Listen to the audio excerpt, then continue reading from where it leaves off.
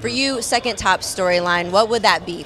I think as we ended things with Doug, I think it's watching what Kyle Larson does today. As we've spoken with Rick Hendrick, the head and the owner of Hendrick Motorsports, Kyle's NASCAR team, along with Zach Brown, the CEO of McLaren Racing earlier this week, they essentially told us that the decision on what Kyle does today lies with Rick and Rick alone. Rick is a partner on this number 17 Chevy with Kyle, with Arrow McLaren, with Zach and McLaren.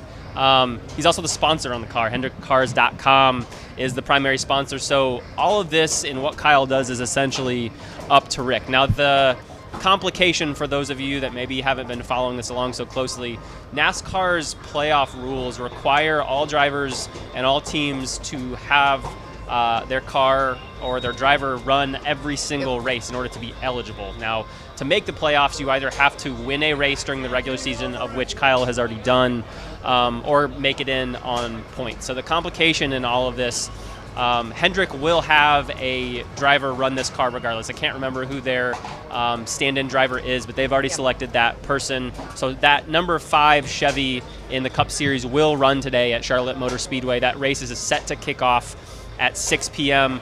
The decision they will have to make, especially if this race gets delayed to around 4:30 or 5 p.m. as we're expecting, is whether they hold Kyle here and have him run the 500 or get him to Charlotte to run the race that he's scheduled to run and what they've said is his priority. The question on all of that is whether NASCAR will give them a waiver to allow Kyle to still compete in the playoffs this year. They've not had to do that before when it comes to a driver just not missing a race for a non-health related reason. So we've had guys miss because of concussions or broken legs or broken arms, but never just essentially choosing not to come to the race. So that NASCAR hasn't given an inclination on what decision they would make on that. There are a lot of reporters keyed into that series that think NASCAR would ultimately give Kyle a pass, but we don't know that yet. And so if you're Rick Hendrick making this decision, you have to weigh whether you put NASCAR in an uncomfortable position and make them make a decision on your playoff opportunities and have Kyle run the 500 that is such a unique opportunity, or play it safe and send him to Charlotte. Their drop dead time where they need to be headed to their helicopter that then takes them to the airport today is 4:15.